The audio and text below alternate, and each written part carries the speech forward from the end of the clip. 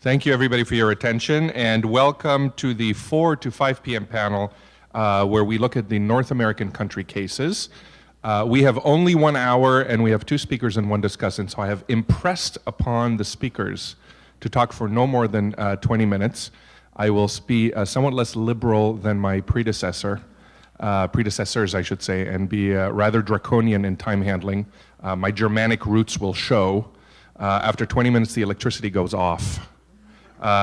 First, I'd like to introduce Pasquale Anichino from the Robert Schuman Center for Advanced Studies. And then the next paper will be by David Cousins. Thank you very much. Thank you very much to Heidi, to Berkeley, and to all the people that have organized this conference. And it's such a great opportunity for all the young scholars that are here. And I want also to thank especially Olivier Roy for, it's been a very good experience for me to start to work with him after working with my former supervisor of the PhD, Professor Marco Ventura. So I'm very happy that they are both here today. As for my paper deals with most controversies. This is a paper on which I'm working with Nadia Marzouki. Some of you may know her. Nadia is currently writing a book on most controversies in the US, and she was supposed to be here today with us, doing the main part of the job, because my contribution to these papers was mainly on the legal dimension of the controversies of the most debate in the US. But Nadia couldn't be among us today because of job interviews, and we are very happy about that, because it's more important to find a job before you come to a conference. So I will try to cover all the issues, basically. The first thing I want to show you is, in 1 minute, a brief summary of the actual debate in the US on most controversies. And this is a video, a trailer of a movie of a movie that has been shown to the Conservative Political Action Committee of the GOP during the first week of March. Somebody has deleted the video I had found before, but it's easy to find, so I will find it again. This movie is a documentary produced by 2 think tanks. Among them, the most famous is Stop Islamization of America. And some of you may be familiar with that organization.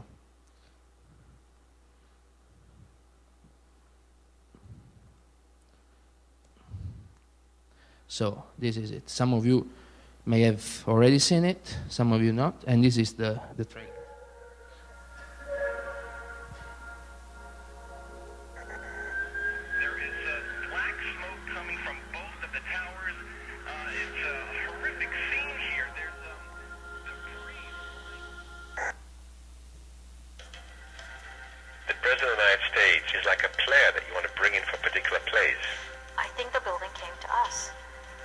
To show that there is a symbolism there. In Islam, I don't think one can minimize the importance of symbolism. And this is one mother of a symbol. Wake up, America! What's happening here with this mosque is a continuation of the attack on all of us. No mosque here.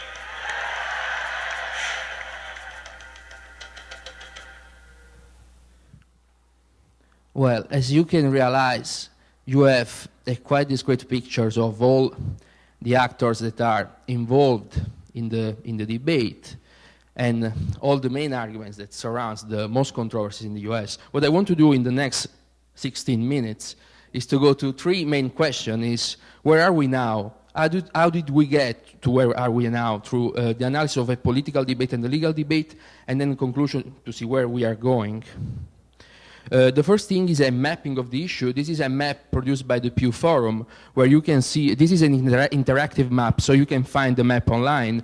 And among the almost 2,000 mosques that are already present in the US, we currently have almost 35 controversies in the US. By controversies, I mean political controversies, and some of them are also legal controversies. This means that courts are involved in deciding the issue at stake. Of course, the situations are very different because of the plaintiffs and because of the defendants, but as you can see, and what I will try to do, more or less the structure of the debate, not the events, but the structure, the framing of the debate can be, I mean, it's similar in all the cases, basically. How did we get here? The political dimension, there is a national context, and there is the framing of the debate. Let's go first to this first step, the national context. In which US national context the debate arose? First of all, the rise of the Tea Party movement.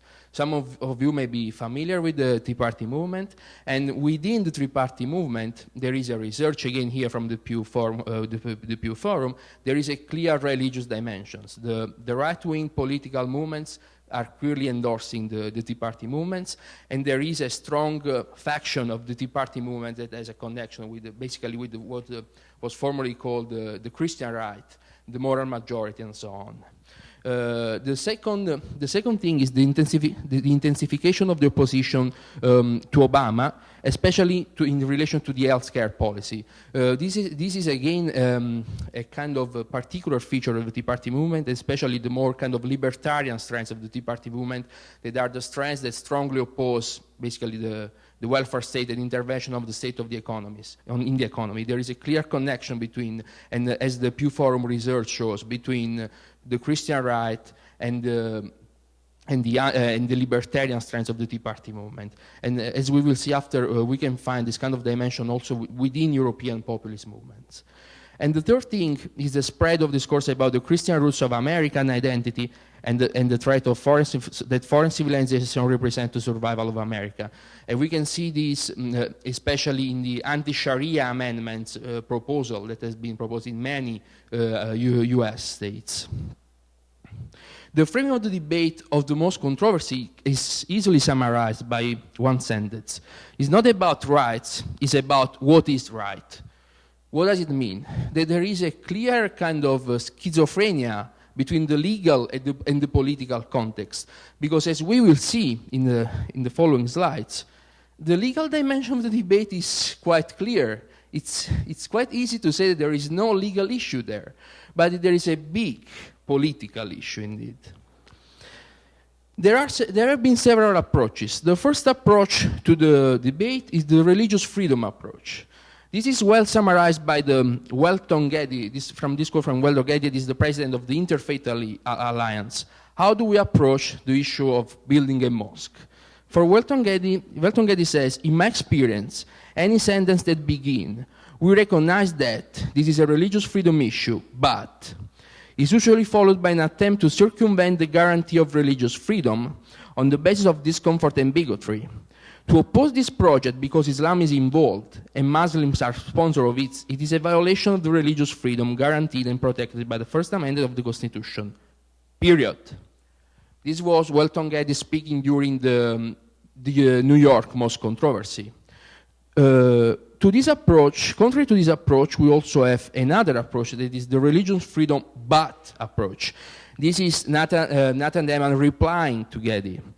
There is a difference between rights, which must be protected under the law, and courtesies, the mutual respect and common decency that neighbors owe to one another.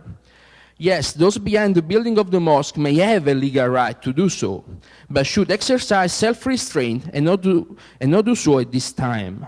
So you see that nobody is questioning so far the legal right, but the issue is on what is proper to do, what is right to do, and not what is right. There has been also a third approach that is not focused on religious freedom, but is focused on private property rights. And I think this is a very interesting feature of the debate. And this is represented by the speech that Major Bloomberg gave in New York during the controversy. Bloomberg said, "The simple fact is the building is a private property, and the owners have a right to use the building as a house of worship, and the government has no right whatsoever to deny the right. And if it were tried, the courts would almost certainly strike it down as a violation of the US Constitution." This kind of approach, interestingly enough, is also followed by a strand, a wing of the Tea Party movement that is represented by Ron Paul. Some of you may know Ron Paul is pretty famous nowadays in the US. Well, Ron Paul was in favor of the mosque even if he belongs to the Tea Party movement. So we should be very careful when we kind of attribute some kind of position to a particular political faction or political party.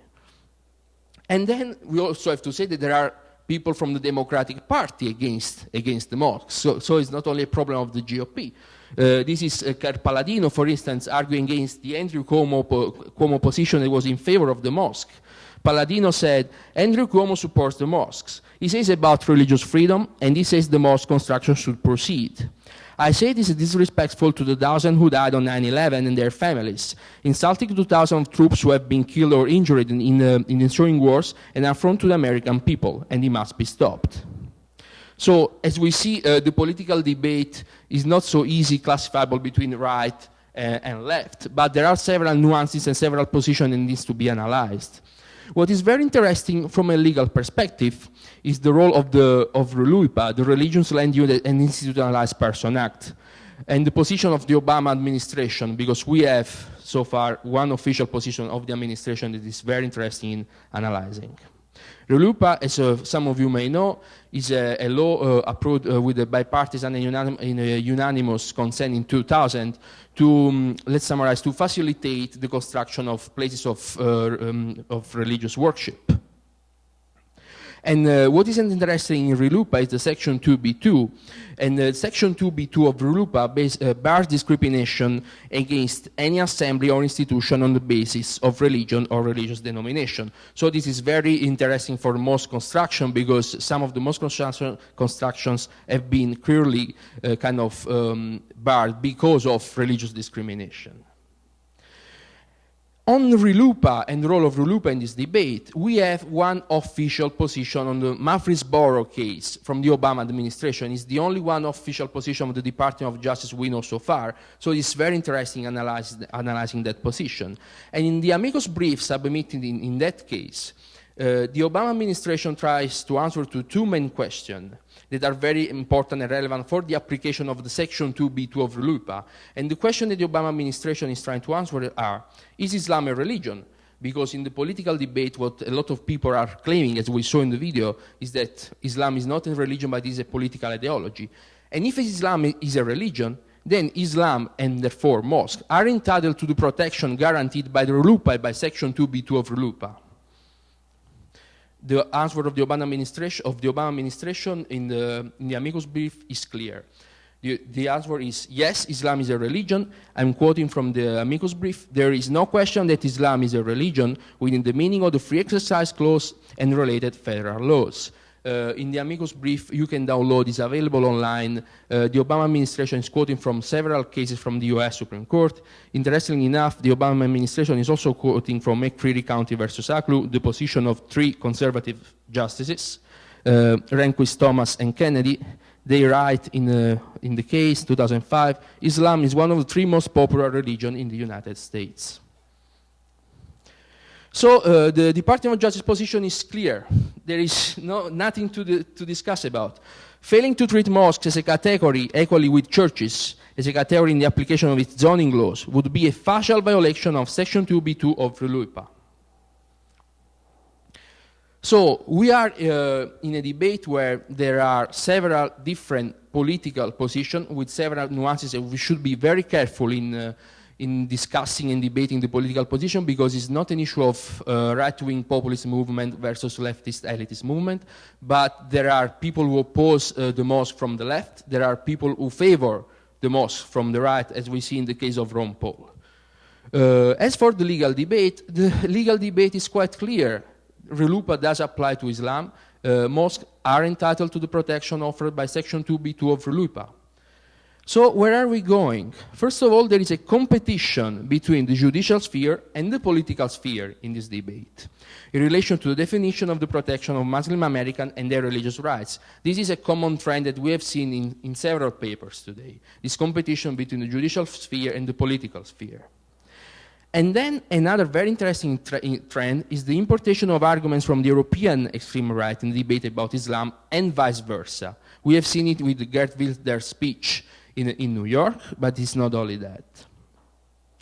There are some developments. First of all, because of the judicial defeats, we have had in the US the hearing against Muslim radicalization from Peter King. So again, there is a reply from the political sphere to the judicial sphere. And then we have anti-Sharia amendment laws. So we have to see where these other two elements lead the political debate. But what I find much more interesting is what I call transnational populist networks. What do I mean by that? I mean that, and we have elements here that we will try to put in the paper we hopefully will be publishing, that we have interviewed several people, I have interviewed several people that work mainly with American and European think tanks. And what you see is that there are very important ties and relations of money and of sharing of idea and paradigms that are going transatlantic. This means, for instance, one clear example is the relationship between the English Defense League and the Pamela Guerra and Stop Islamization of America. It's clear that there is money going from one side to the other of the Atlantic, and it's clear that there are common positions, and it's clear that there is an exchange of ideas. And therefore, there is circulation of arguments, of money, and of shared goals. And I want to conclude with a sentence by Matt Duss, that is the director of the Center for Policy Progress. I think it focuses very much on the real dimension of the debate, and it helps us in taking it very easy and not stressing too much what are sometimes the very hard things we fight for. Matt Duss writes, are there also radical Muslims in America right now trying to find ways to turn the US into a religious state? Most likely yes, and we should be on guard against it. It's worth noting, however, that the Christian right has failed at this for decades in a country where over 75% of people identify as Christian. So good luck with that, radical Muslims. Thank you.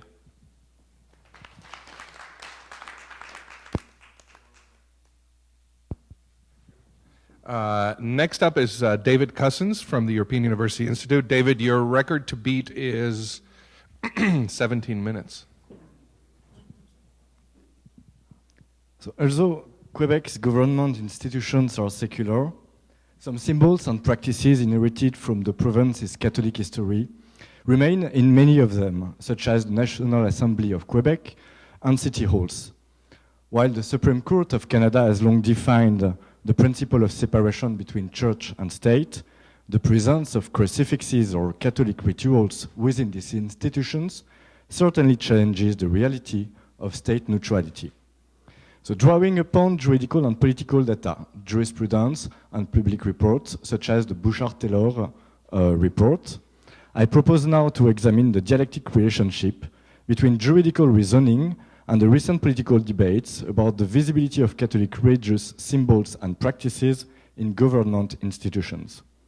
In so doing, I propose to show how the most recent jurisprudence question the equilibrium between the historical heritage of the majority of the population and openness to religious diversity in the province of Quebec.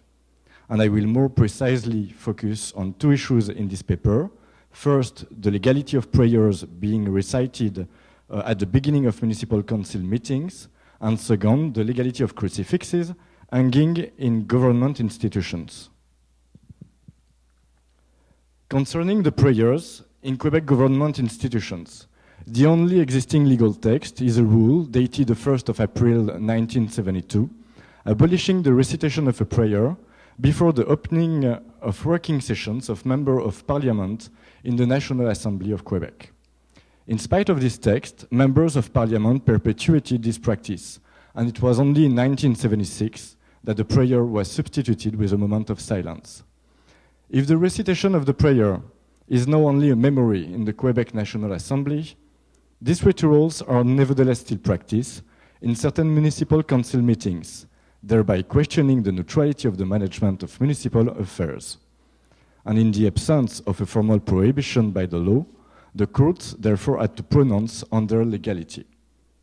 In a verdict on the 22nd of September 2006, the Quebec Human Rights Tribunal based its argumentation on the principle of equality between citizens and on the freedom of conscience and religion, both of which are guaranteed by the Canadian and Quebec Charters of Human Rights.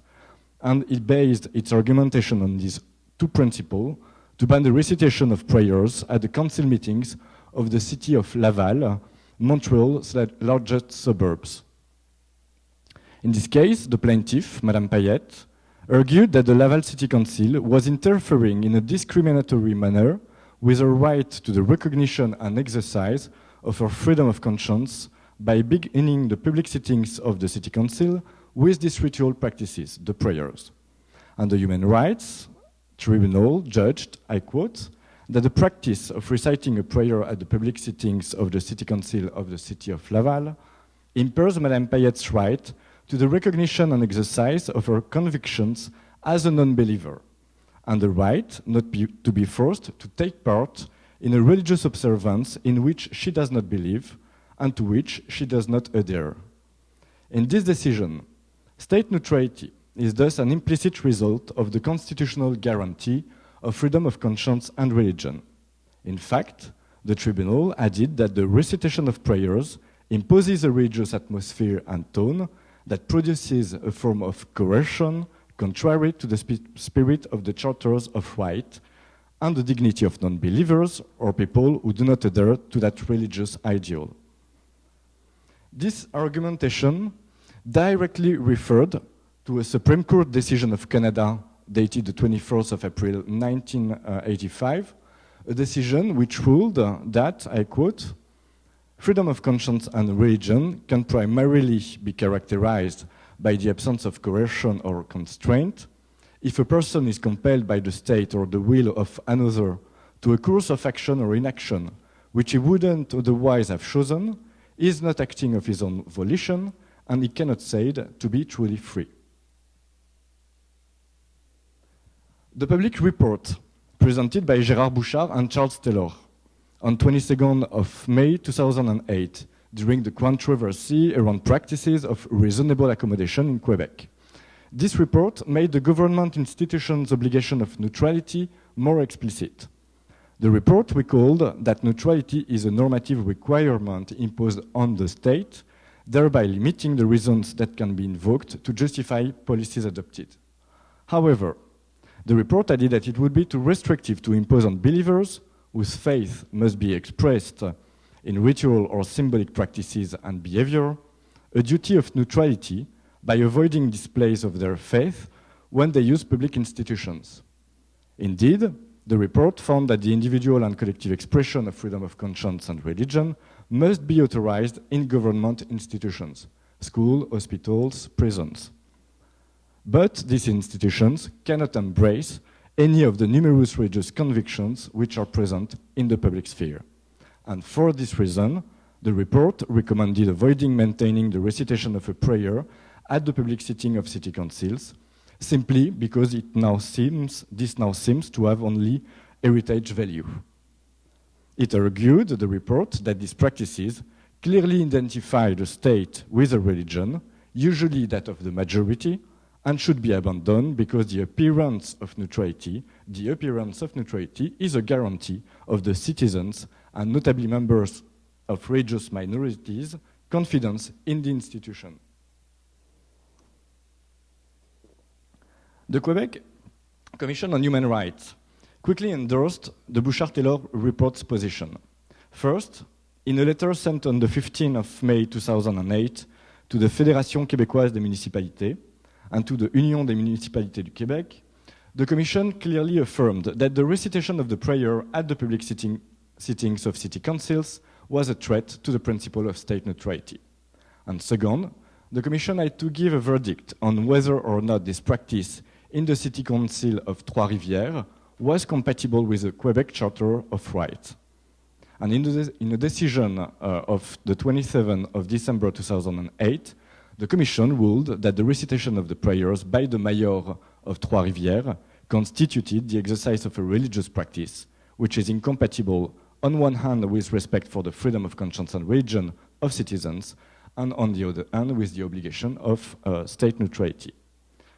With this decision, state neutrality expressly became the ground for the prohibition of a practice qualified as religious.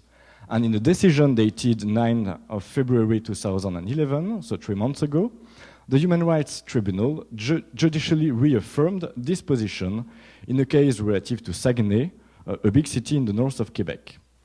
In this case, which was widely debated in the Quebec media, the plaintiff, Mr. Simoneau, asked the tribunal to convict the mayor of Saguenay, who is on the picture, for reciting prayers at the city council meetings. The plaintiff argued that these prayers were not cultural but religious practices, infringing his right to be an atheist. In framing the decision, after deducing from the text of the prayer, so you have the text in French on the slide, so deducing from the text of the prayer, God guide us, God help us, that the text was calling for a divine intervention in the governance of the city, the tribunal also argued that it would be insulting for the mayor himself to deny the religious character of the prayer because the mayor himself was justifying this practice as a necessary, I quote, fight for Christ. So it is thus precisely because the recitation of prayers is not a cultural but a religious practice that it threatens the principle of state neutrality. Unfortunately, this decision of the Human Rights Tribunal didn't put an end to the mayor of Saguenay's fight for Christ, and on the contrary, the controversy quickly overflowed beyond the limits of the city. In February and March 2011, the mayor collected donations from across the country and decided to appeal against the tribunal's verdict. In the context of an increasing visibility of minority group religious practices in Quebec, and after the heated debates around practices of reasonable accommodation, a number of individuals, Québécois, mostly cultural Catholics, consider cultural diversity an affront to the Catholic heritage and its historical prerogatives. They associate secularism with shared values which would include the secularized Catholic heritage. And while it's certainly difficult to include these prayers in this category, the question is nevertheless asked, and the Quebec Court of Appeal will have to come to a decision before the end of the year. Not only will it have to decide on the prayers, but also on another litigious question, which is the legality of crucifixes in government institutions. This question is also absent from the law, so it was therefore the responsibility of the tribunals to evaluate on a case-by-case basis if the conditions in which crucifixes were installed in government institutions were compatible with the freedom of conscience and religion guaranteed in the Charters of Rights. In the first cases, relating to crucifixes on the walls of the audience rooms of tribunals, the judges didn't directly found the reasoning on the freedom of conscience and religion and on the state neutrality, but on another principle guaranteed by the Charters of Rights, that's to say, the citizen's right to a fair hearing before an independent and impartial tribunal. In a decision dated the 5th of December 1991, the Supreme Court of Canada specified, I quote, that the requirement of impartiality has both an individual and an institutional aspect, and both aspects are encompassed by the constitutional guarantee of an independent and impartial tribunal. Therefore, whether or not any particular judge harbored preconceived ideas or biases, if the system is structured in such a way as to create a reasonable apprehension of bias on an institutional level, the requirement of impartiality is not met. The Quebec Commission on Human Rights, in the decision dated the 21st of December 1994, directly referred to the Supreme Court of Canada's argumentation to pronounce on the legality of a crucifix on the wall of the audience room of a tribunal in Quebec. The Commission ruled that even if there is no discrimination, the presence of a crucifix may limit the citizens' confidence in the impartiality of the Quebec juridical system. In this reasoning, the Commission avoided pronouncing itself on the principle of state neutrality that should be required on the juridical system, but may nonetheless have made such a pronunciation implicitly.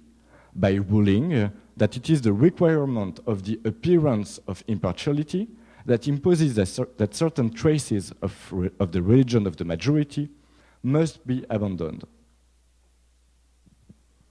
The question of the legality of a crucifix in a city council meeting room, in this case in that of the borough of Verdun in Montreal, was asked for the first time on the 11th of June 2008 to the Quebec Commission on Human Rights. In this case, the Commission considered that the relevant criterion for assessing the incompatibility of a religious symbol with the Charters of Right was that of coercion.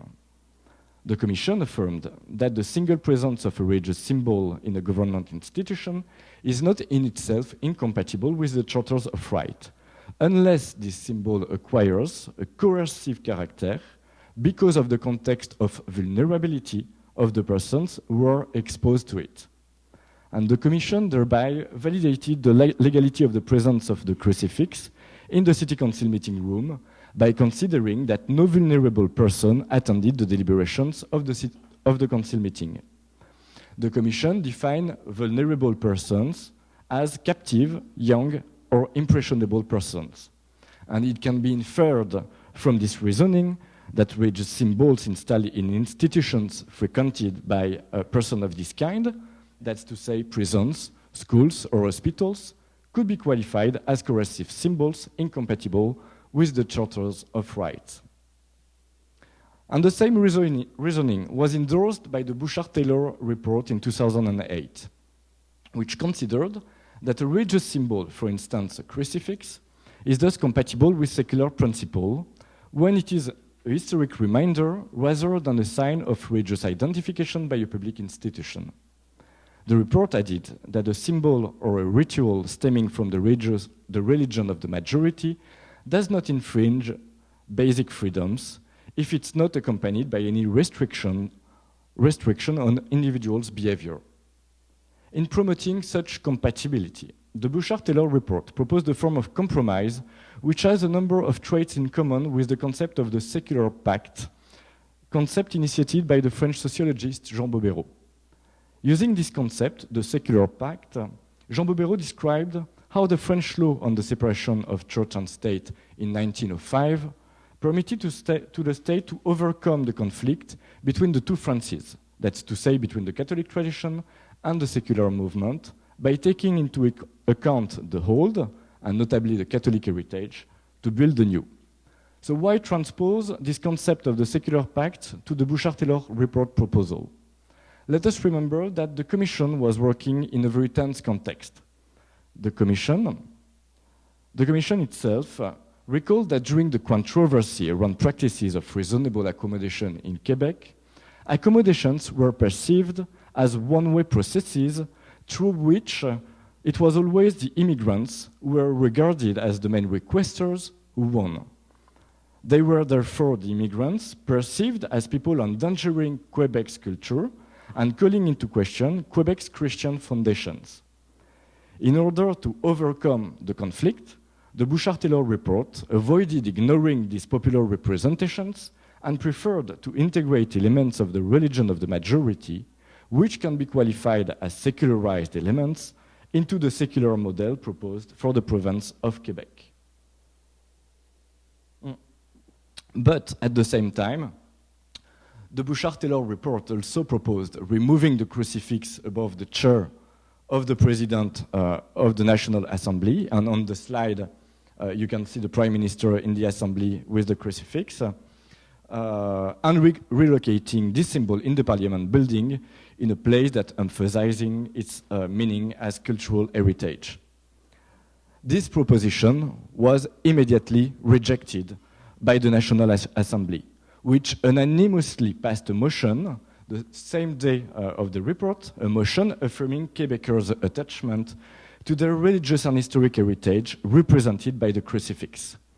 Nevertheless, the permanence of the crucifix in the Quebec National Assembly is no longer guaranteed, and the most recent jurisprudence now refuses to consider that crucifixes still hold heritage value that prevails over their religious character. The case dated the 9th of February 2011, relative to the prayer in Saguenay, has been previously evoked.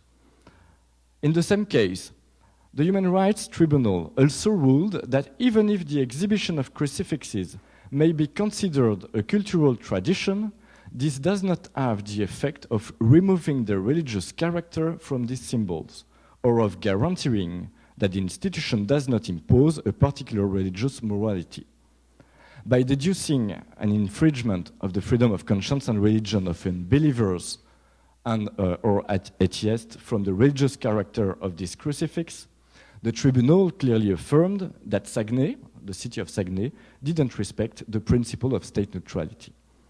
With this decision, the law relative to religious symbols in Quebec government institutions was clarified. And according to the Human Rights Tribunal's argumentation, it cannot be doubted that the crucifix installed in the National Assembly of Quebec also falls under the category of a religious symbol. However, the law has only been temporarily clarified. The tribunal decision, as I said before, was appealed against by the mayor of Saguenay, and it has also been criticized in political circles. And it should be also mentioned by way of a conclusion that on the 9th of February 2011, that's to say the day of the Human Rights Tribunal decision relative to the prayer and the crucifix. This day, the National Assembly unanimously adopted a motion to block members of the Sikh community who wanted to testify on a project of law relative to practices of reasonable accommodation from entering the assembly after they refused to remove their kirpan. While the deputies justified this motion with security considerations, they also argued in the motion that the wearing of the kirpan in the National Assembly was an infringement to the principle of state neutrality. Two unanimously adopted motions then. The first one, in 2008, relative to the crucifix installed in the National Assembly and interpreted by the deputies as a symbol of Quebec's cultural heritage. The second motion, banning a religious symbol, the kirpan, in the same assembly in the name of state neutrality. And I will finish by arguing that the question of equilibrium between the historical heritage of the majority and the population and openness to religious diversity in Quebec is thus obviously still open. Thank you.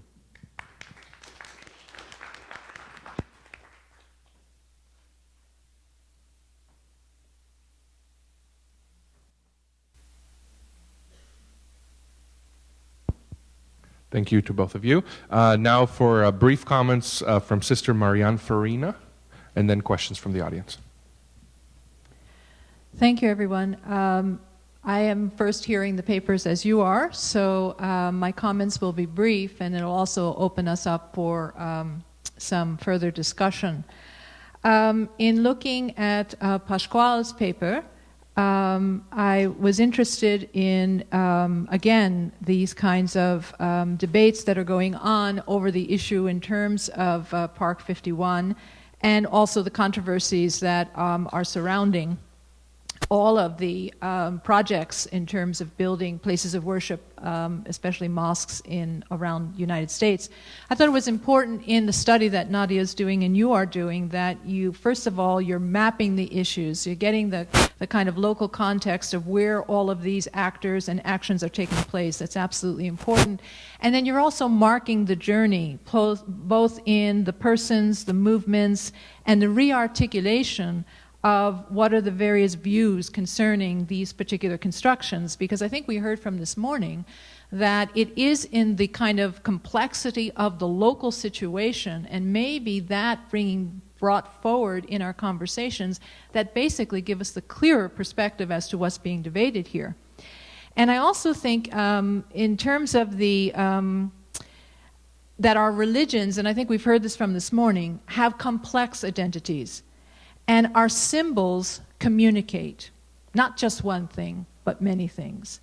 And that it takes a broad conversation that can help us move away from what Charles Hirschfeld said this morning, the tyranny of these bilateral or bipolar kinds of conversations that happen, in the sense of what other groups need to get into the conversation about the political versus the legal to kind of complicate and problematize that dichotomy. Because I think that some of these other groups that are bringing in their own perspectives will actually expand the conversation and therein find, I think, more concrete solutions. So I wonder what other groups are you investigating? So that's my question there, because I think others have something to contribute to this debate, not just coming from the political and the legal spheres. And the other is this whole transnationalization of religions. I think in this particular incident that you're raising in terms of the mosques, this is not just one incident. I think we could have looked in 2007 in the debate over the presidency in Kenya and realized that that was also a transnational conversation going on between Protestant and Catholic groups over selection of the Kenyan president. So I think that this whole transnationalization of religions is an issue that is part of the kind of indigenization of religions wherever it occurs, whether it's in Africa, in Asia, in Europe, in America, in Latin America, and that this because of our global identities, this transnationalization issue is one that's going to always be present. I think we just get into the conversation. I don't think there's another way. And for David, just again a quick question. I just want to say, you know, all this discussion about cross and crucifix, I'm wearing one. I'm probably the only one in the room wearing one. And that there are important distinctions that I would like to make. As a theologian, I would say that, as we know, the crucifix will have the image of Jesus. Okay, and the cross will not have the image of Jesus. And so we just have to understand those differences. And they really, and this quote that I've been hearing over and over this morning, and I just want to say this, that the crucifix is compatible with secular principles and does not impose a particular religious identity. Oh my God, every Catholic saint is rolling in their grave. You know, because we were always, from the tradition, it's supposed to say something. We are supposed to be, wearing it is supposed to be a stumbling block and an obstacle to reason, you know, and to see it just being referred to as, anyway. So I think that we have to look at that. Now, in that issue, in terms of Quebec and in some of the issues that we raised this morning, is this whole business of looking at majority-minority rights as if, even within that category, majority and minority, we're not talking about confessional identities. And in that, also recognizing that we have multiplicity of these confessional identities. And I don't just mean confession in the sense of faith confession, but the confession of my heritage, my ethnicity, my race. I mean, these are all in this category of majority and minority rights. And when I see that I cannot express this in material symbols or symbolic actions, do I not see it as a threat of my own human rights? That neutrality is actually violating my cultural rights, my confessional rights, so to speak. And so in that is a violation of my dignity as persons. And in this debate, what rights get to trump other rights? And what were Catholic groups saying? I can't imagine the Catholic groups, they probably were maybe, saying that the cross was compatible with secular symbols, but I just raised those questions, so that's... Excellent, thank you. Let me see if there are questions from the audience. We'll gather a few questions, and then the speakers can respond, including questions to our discussant. Thank you. Well, I want to pick up on something that the first presentation concluded with, which is that the Christian right has failed to make America a Christian nation. And I don't know, I want to question that idea on so many levels. So, you know, the whole idea of the separation of church and state is predicated on a biblical verse, which is give unto Caesar what is Caesar. So many Christians probably have reconciled this polity as being a Christian polity to begin with. And then when you look at economic debates, on the one hand you have people arguing for sort of freedom, so you can make your money and then give charity, right? So you can fulfill your Christian duty. And on the other hand, those who are arguing for a more of an involvement of the state, they say, well, I'm my brother's keeper, I'm my sister's keeper. So they're both drawing on Christian frames on both sides of the debate. I don't even want to get into war and how sort of Christians channel,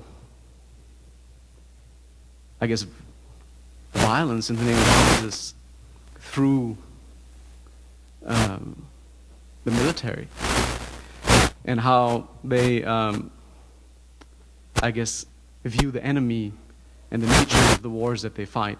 Now, obviously, this is not a blanket sort of all Christians, which is a real problem, right? And you have so many different Christian opinions, and there'll be so many different motives. But to just maybe, what if we were to say something like, well, the Christian right has failed to make America Christian according to how the Christian right would define Christianity. But can we just say that altogether it's not a Christian nation? Maybe one last thing I'll say to this, since I'm on a roll, is, just watch the presidential debates. In fact, in the Republican primary debate, I think one of the questions was in the 2008, do you believe in the Bible? And just Obama having to say, I'm a Christian. There's just so much embedded in there that we just sort of, maybe don't pay attention to. So I wonder if you can sort of respond to that. Thank you. Thank you very much for your comments. I will first answer to the points you raised, and then I will come back to your point. You basically raised three main issues. The first concerns the context of the debate, and I agree with you that this is what we are doing, because every kind of controversy is shaped by the local kind of situation. The Part 51 controversy is not the Murfreesboro controversy. The actors are different, the interests are different. So what we will try to do in the papers, of course, we cannot analyze 50 controversies, but the most important trends will be analyzed, and we see already in the different controversies, the controversies are different. Therefore, it's important, and I agree with you, to analyze the actors and the kind of the debate they are looking for.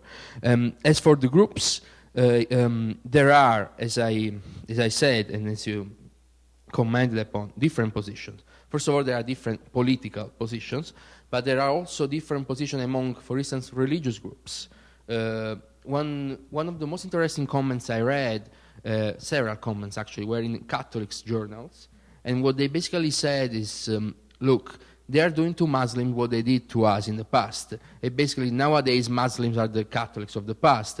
And for instance, I think it's comparable, for instance, to what happened in the Bible riots in Philadelphia, for instance, when the Catholics wanted to use they didn't want to use the King James version of the Bible. They wanted to use their own version of the Bible. And the Protestant will say, oh no, you must use the King James of the Bible because you are in a public institution. The King James Bible is the normal, is the cultural Bible that you are supposed to use. Well, to a certain extent, I mean, the kind of discrimination that Muslims are facing today is in certain situations is comparable to what Catholics faced in the past. And then the third issue was transnationalization, and I think it's not only, and probably is not the most important thing in this debate, the transnationalization of religion. Religion do play a role, but this is really a transnationalization of politics and interest, basically.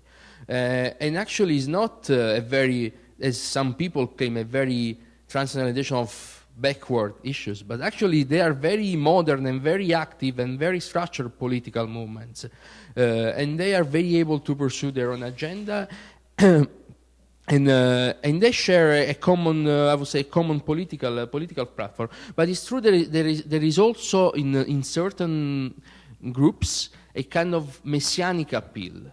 in certain groups that are part of this kind of transnational network, we can see there is a kind of reference to Israel, and for instance, the Geert-Wilders relationship to Israel and the kind of relationship to Israel of a certain organization in the US. It's true that there is a religious dimension in that as well. As for your point on the Christian right, I think that quote from the Meta should be put in the context of the debate, because I totally agree with your point, but I think it's worth also saying that I've been studying the Christian right for a while, and because I think to understand the role of religion in American politics, you should study the Christian right. I mean, it's really the place where you need to start and then to expand your research. Why? Because it's sure. I mean, there is no debate on the fact that the Christian right has an influence on the shaping of American politics and American society. I mean, to me, that is clear, and it is clear especially from the 70s to nowadays. That's clear to me. But, I mean, I think we cannot say that the Christian right has been able in the U.S. to transform the U.S. into a theocracy. Because, I mean, would you say that? I mean, I think that from a structural point of view, U.S. institutions have been able to deal with Christian right. This does not mean that the Christian right has no influence. Actually, Christian right has an influence, but I mean, the most important part of the institution have been able to kind of encapsulate the Christian right within a liberal democratic kind of framework. How do we define theocracy? And let me just make that more pointed. I'm just looking at the way that the recent wars were framed, with this sort of universal, transcendental sort of mission to bring certain values to the rest of the planet. And also, I mean, simple things like, in his Nobel Prize speech, President Obama said, evil does exist. President Bush saying that, you know, I believe freedom is part of every human soul. And sort of an entire sort of, now I realize U.S. foreign policy is obviously very complicated, and this is one part of it, but nonetheless it is a part. And it's a part that plays a big role in trying to convince and shape American public opinion. So can we, I mean, I'll just ask, can we say that, yeah, we're categorically not a theocracy? I mean, technically, I have no doubts that the U.S. is not a theocracy. I mean, to me, a theocracy, I mean, for instance, in terms of structural dimension of the role of religion in politics. But, I mean, again, I agree with you. Also in foreign policy, to me, it's clear that evangelicals have had a big role in U.S. wars. So, I mean, to me, that is clear. It's clear to me. But I still think that from an institutional, from a structural point of view, this does not mean there are events or specific issue where the influence of the religious right is much more important. But from a structural point of view, according to my interpretation, I mean, let's think about the role of the U.S. Supreme Court, okay? We have the most conservative court in the history of American courts. And still, with those judges on the court, I mean, we still see judgments that are not, I would not categorize them as theocratic judgments. I mean, I think at the Lawrence v. Texas justice in 2003 on sodomy laws, that was a kind of libertarian and liberal judgment, or the judgment of Lee against prayer in public schools in 1992. That was a conservative court. Would you say that those conservative justices are installing a theocracy in the U.S.? I think there is no argument to argue that. Do you want to give David? Yeah. Thank you. So concerning the conflict between rights, the question was the domain of the freedom of conscience and religion, because on one hand there is the freedom of conscience of an unbeliever or atheist, and on the other hand the freedom of conscience that includes the collective expression of the religion, the collective expression of beliefs. And it's for this reason that the Bouchard-Taylor report said that we have to allow this collective expression in prisons, in hospitals, in schools. But it was very difficult for the Catholic groups to prove that the dogma impose a collective practice in city councils or in this kind of institutions. So it was really difficult for them to prove that a believer could be discriminated against and so can invoke their freedom of conscience and religion. And the believers, the Catholic groups, finally didn't invoke the freedom of conscience and religion in this kind of case because it was very interesting to see a sort of strange coalition between groups with different interests. On one hand, a movement which is more the separatist movement in Quebec, with one of the leaders in this controversy was Louis Baudouin. And these people are very the children of the Quiet Revolution in Quebec, so very secularized, most of them unbelievers or atheists, but they they justified the presence of the crucifix in the institution because it's the historical heritage. We have to protect this heritage because it's threatened by multiculturalism, the Canadian multiculturalism that allow the recognition of rights for minorities, but not for us. So that was really their argument. And it was interesting to see that the Catholic group endorsed this conception. And even the Archbishop of Quebec, Monseigneur Ouellet, who decided to present the crucifix as an historical symbol. And it was for this reason that the court should allow the crucifix in institutions. But in the case, I evoked the case of the city of Saguenay, the mayor of Saguenay was not that intelligent. And he invoked his fight for Christ when he was in the tribunal. So in this context, it's not possible anymore to deny this religious character to the symbol. And even the Catholic groups were very unhappy of this tactic because finally destroyed all the possibilities to keep the symbol in the institution.